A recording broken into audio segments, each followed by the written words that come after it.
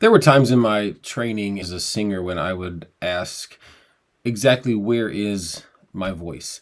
Am I in chest voice? Am I in head voice? Am I mixing? Am I guessing?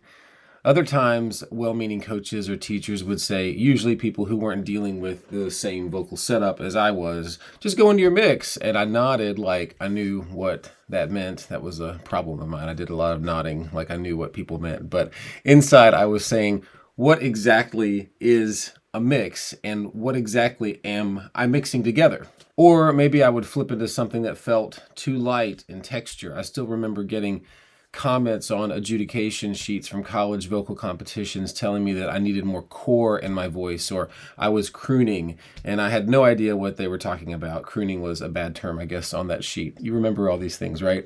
And other times I'd stay in something that felt way too heavy because I was insecure that maybe my voice didn't have as much presence or heft as it needed to because I was comparing my voice to other voices. So I would over muscle or try to achieve higher pitch with the same muscular coordination as I would try to sing a note a fifth lower.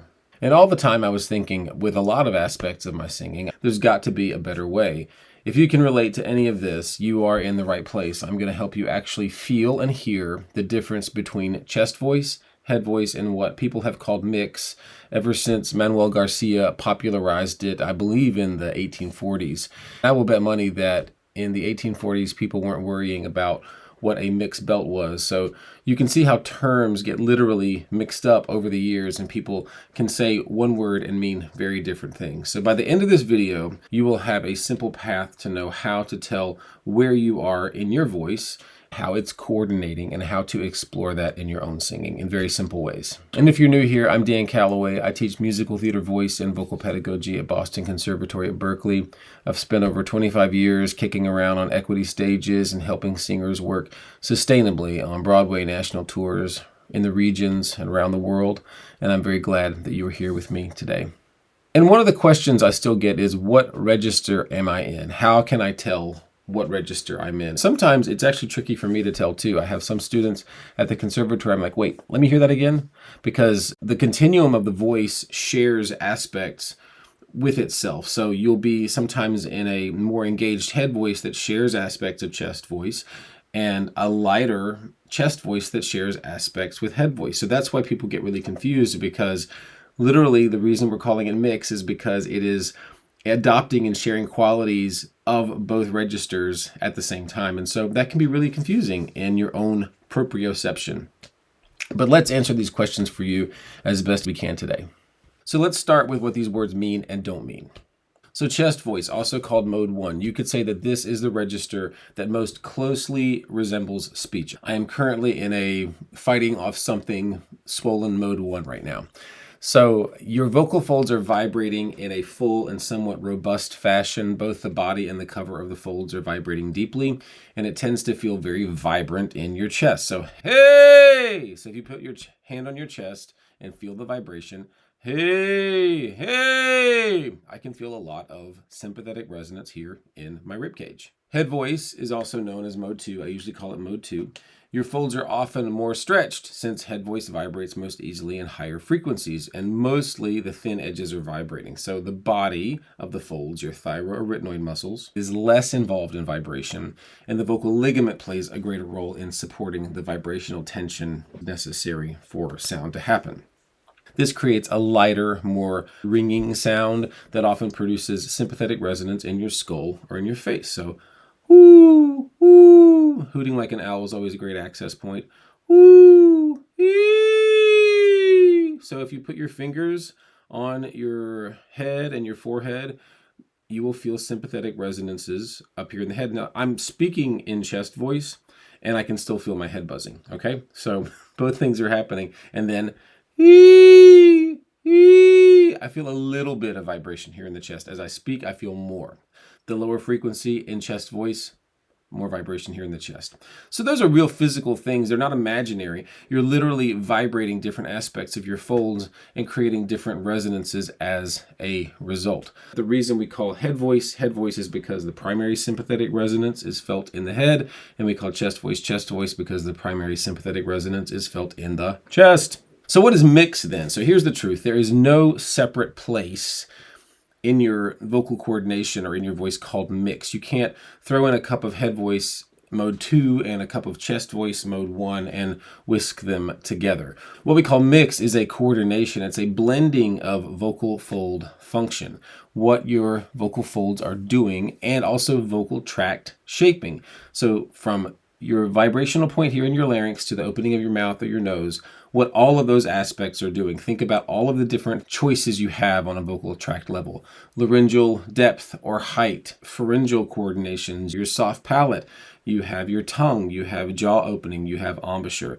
I think that's all of the aspects. You have all of these knobs that you can adjust and EQ in your vocal tract. So the vocal fold coordination, the shape of your tract, those aspects together let you transition between chest mode 1 and head mode 2, depending on your aesthetic needs. These can be abrupt or smooth transitions, depending on your aesthetic choices.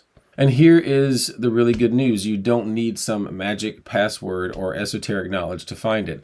So we're just going to walk through a few very simple ways that you can diagnose where you are. And that way you'll just have a registration compass that can lead you and guide you. So you want to look at, number one, the resonance test, like we were talking about. So you can put your hand on your chest, hey, and you put your fingers on your forehead, whoo, whoo, hey, whoo, hey, whoo. That's really fun. You can feel the vibration shifting. Hey, whoo, hey, whoo. So that's really fun. You can feel your body telling you where the sympathetic resonance is stronger. Sympathetic resonance refers to something that's vibrating that's not directly connected to the vibrators. The vibration in my trachea and in my pharynx is direct resonance contact. Farther away would be sympathetic resonance. You can just slide like I just did from the A to the U across your range. So hey, ooh, hey, hey, ooh, hey. So notice that bridge or that transition moment, it can be very abrupt. I like to do them abruptly because it's fun. It also promotes laryngeal freedom in many ways. And then if you want to shape it, you can play around with how do I shape my tract to make that a smooth transition. So that's the experimentation. Hey, ooh, that's an abrupt change. So there's an abrupt change in registration. Ooh, hey, ooh, hey. Some folks actually have a hard time letting that abrupt change happen because we've been so taught to control our voices that sometimes muscular groups, hey, they don't want to let that kind of flop happen. So we want to have access to both, a smooth transition and a floppy transition.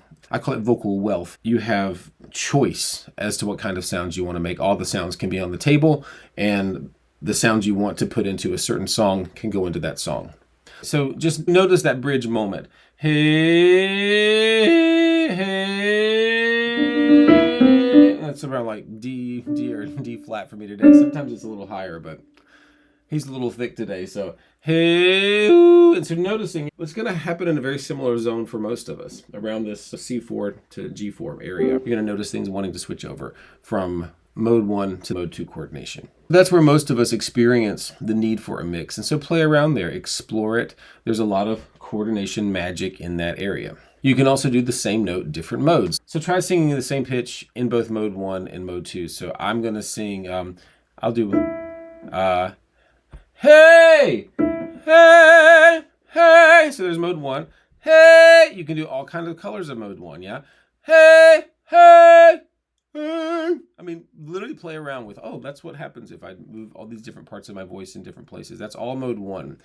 Mode 1 has myriad colors, right? And then, hey, hey, hey. That's all mode 2, different coordinations of mode 2. So that's really fun, just playing with one pitch, different configurations. And within the configurations, oh my gosh, how many sounds can I make in mode 1? How many kinds of sounds can I make in mode 2? So that's your instrument showing its versatility, flexibility. I think that's we get this idea of like, what's the right sound? We get these right sound ideas.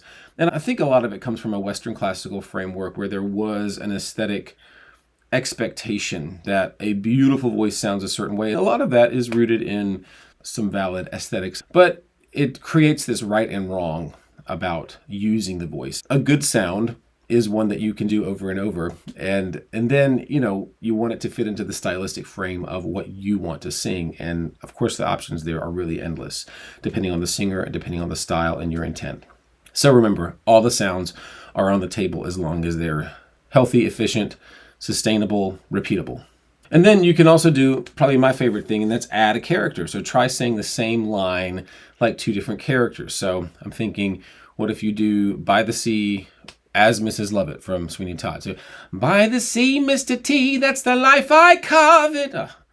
Mrs. Lovett has, she might need to call out tonight. We'll see.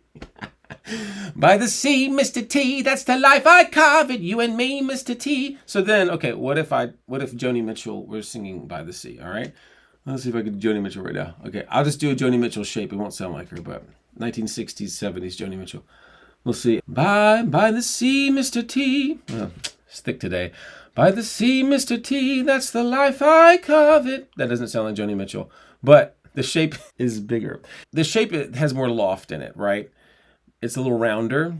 And so even just thinking about how Joni Mitchell sounds in her chest voice, rounder, softer, less dense than Mrs. Lovett. And then if you go into the head voice aspect of that song, by the seaside, ooh, by the beautiful sea, or even actually that's too much space for Joni. By the beautiful sea. It would be a smaller space in the tract, more pedestrian, more vernacular. Then, like, say if I reversed it, let's do river. So if I've got, I wish I had a river so long, I would teach my feet to. Just got to bear with me today.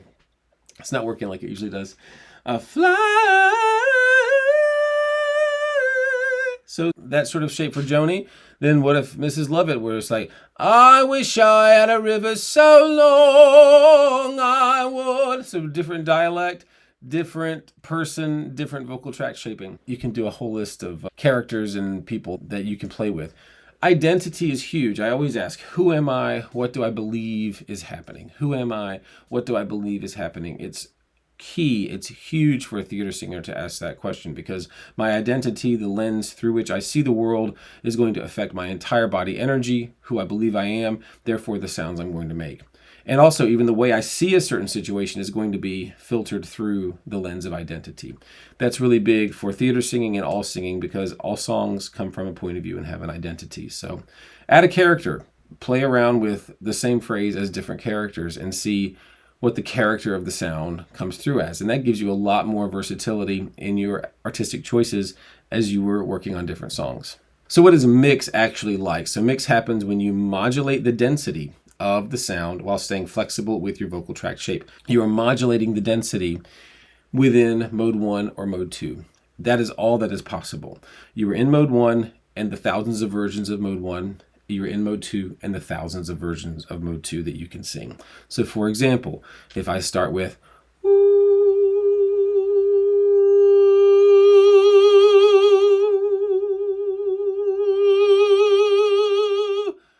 that is increasing density in head voice. So I'm moving from a very light contact.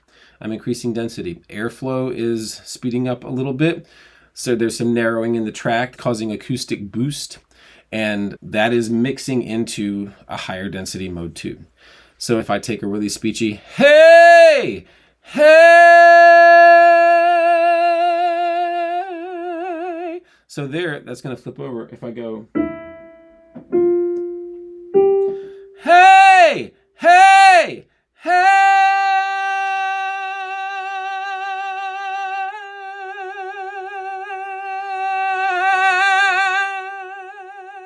A little clunky today, but you can hear there's a clear transition. But if I take hey, then in mode 1, hey, hey,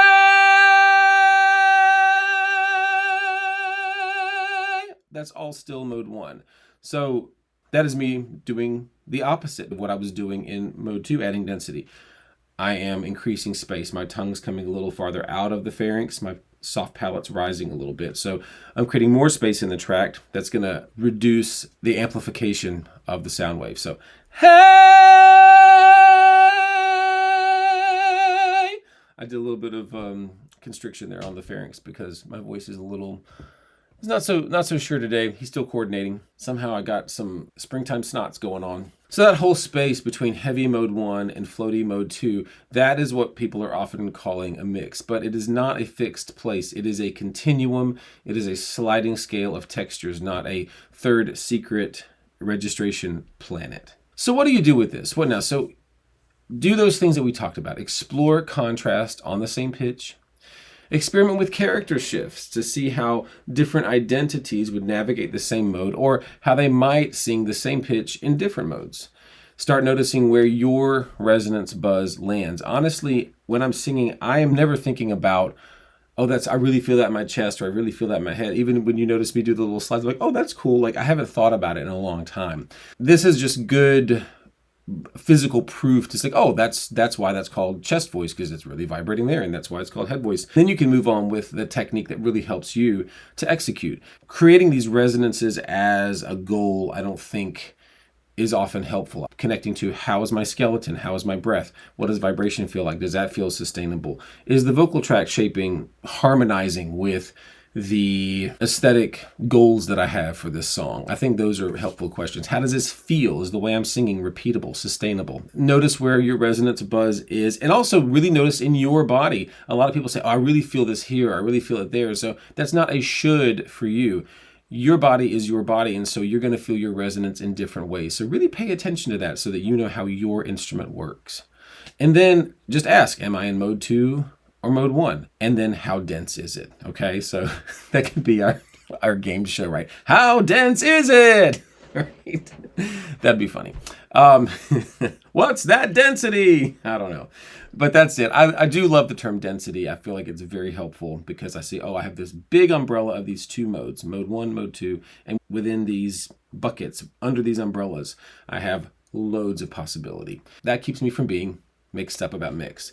That's the awareness that leads to confident, satisfying coordination. And like, if you've got a day like I've got today, it's not going to be functioning the way you necessarily want it to, but you can still show up and make some sounds and sing. If you want more help exploring this, I've got a free exercise series that'll walk you through registration coordination and how to be in charge of when your voice does or doesn't crack. Today, I'm not so in charge, but that promotes laryngeal freedom as well. And so it's now included in the free version of the resource library that we're piloting this summer. So grab that in the link below and you can get access to the new resource library format and several tools that will help you get to know your own vocal systems and how to understand your own voice in a really clear context. And if this video helped you get something that used to feel murky, tell me in the comments, or if it's raised more questions for you, ask them. I love to clear things up for you as much as I can. I love interacting with questions in the comments, and I'd love to hear where you are in your voice journey and however I can help. And if you want more targeted practice on how to explore the continuum in your voice, there is one exercise that I use to practice these transitions, and I'll include that video for you here. But remember, you don't have to chase down some mythical third register. You already have everything right there in your body. You've got mode 1, you've got mode 2, and you've got you. And remember, there is only one you, and somebody would love to hear the story only you can sing. Love much. Now go sing.